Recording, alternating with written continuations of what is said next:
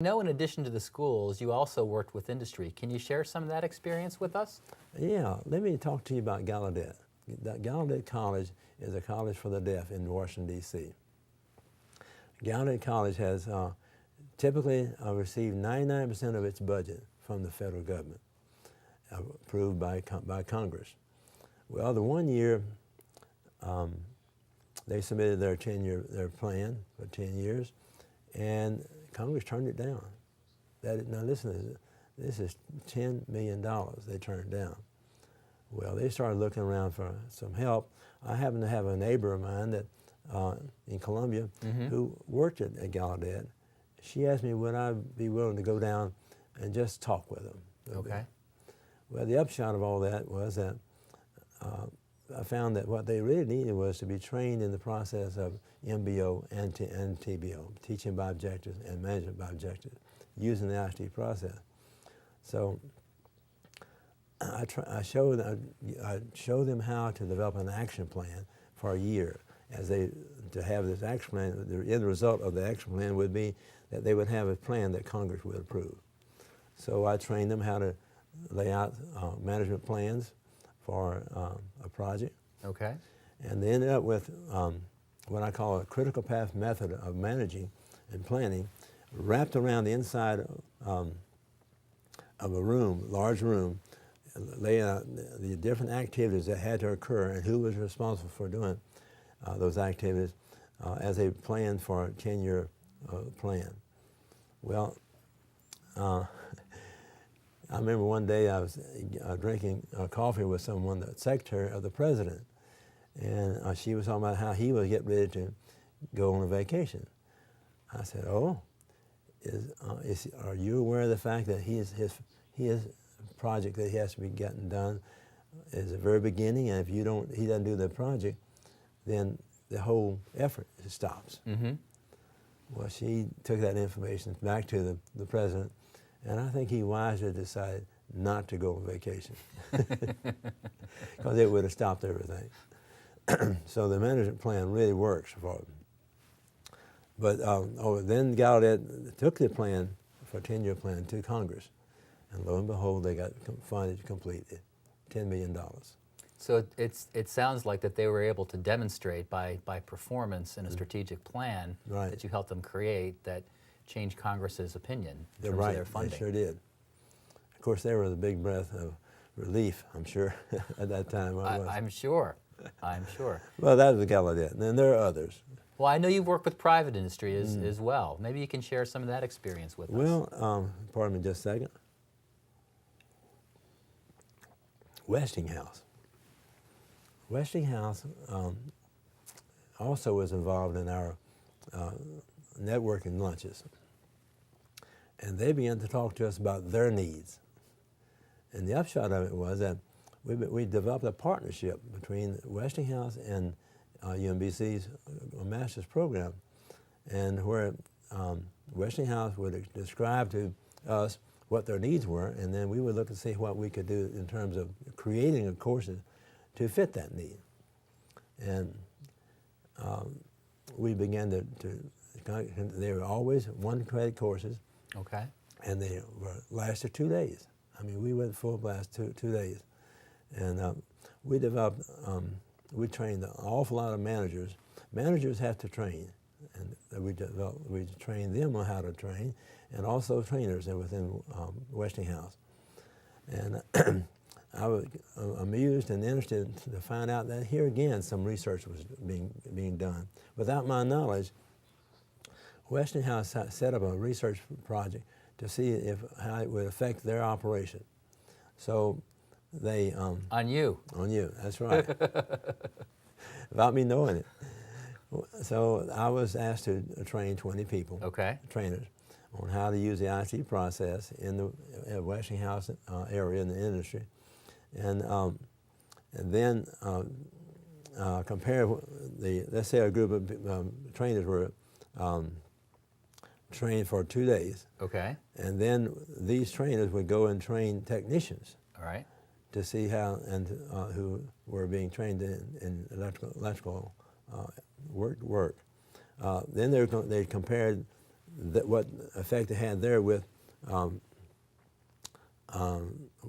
what happened to the technicians who were trained by a group who had not been exposed to ISD, and they compared on the floor out in the plant, and found that the production of those technicians who were trained by trainers who had been exposed to the ISD process was 12%. Now, when you have a production jumping 12% by training, you've got a powerful thing going on there. So they actually, they turned around and said, well, look, we have 1,000 managers. Now, get this. 1,000 managers. That's a lot. A lot, who all need this training. We'd like to have you do that. Well, 1,000 is an awful lot. I jokingly said, I've said in the past, well, I got to 95. I couldn't make it all the way up to 9,500. So, so they actually had, it was almost like an experiment where they had an experimental group and then a control group, and they compared the results. Right, and they were just delighted to know that here was a possible way of increasing their production, and therefore they were asking for more. So. That's a terrific story. Well, it's a very powerful story because Westinghouse just bought in and said, this is exactly what we need. Now, how did your experience outside of UMBC impact what you did with the Instructional Systems Development Program? Our whole effort was to teach students how to apply the theory.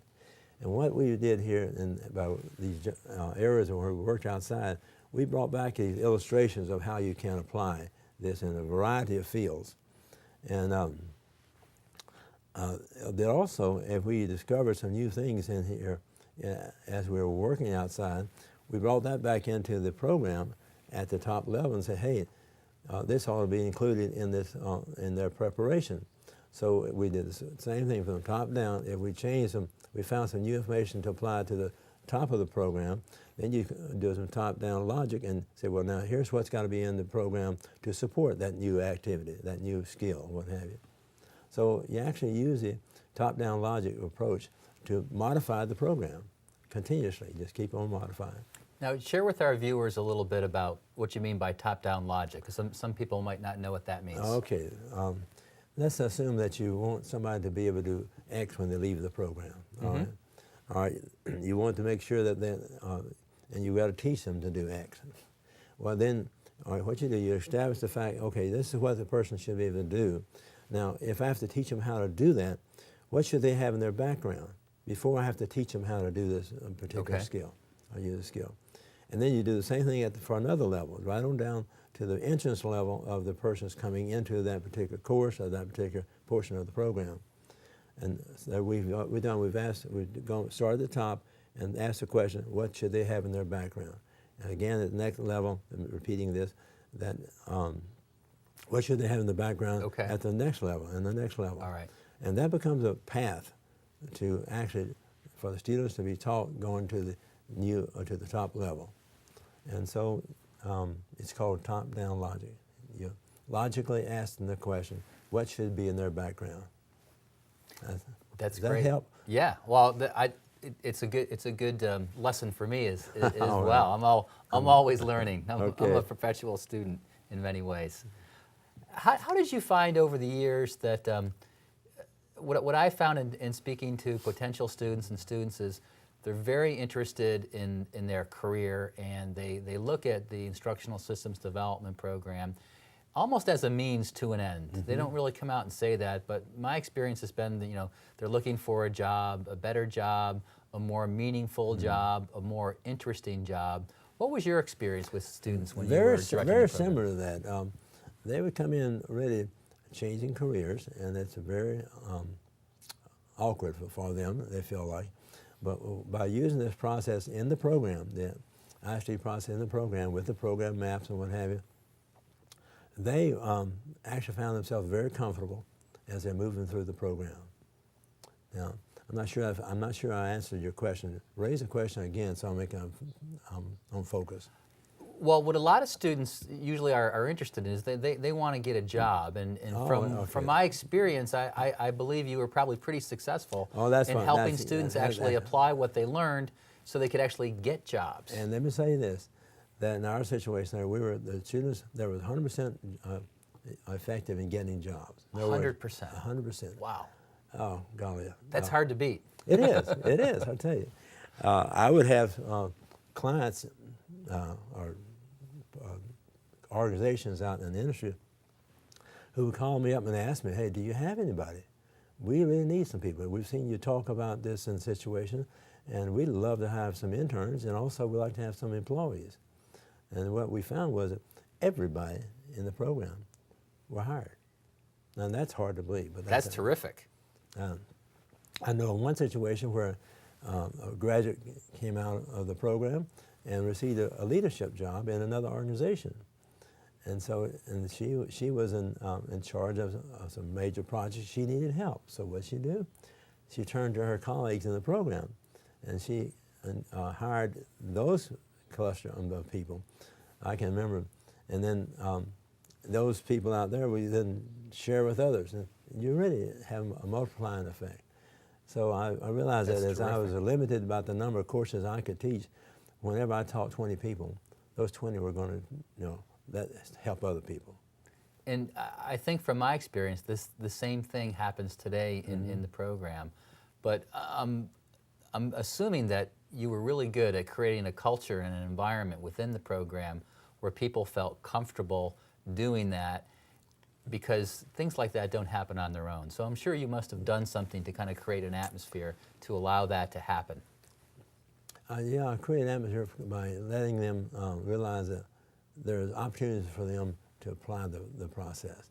And I try to show that the projects I was working on myself and others, I would try to show them how that this could help them to apply the theory.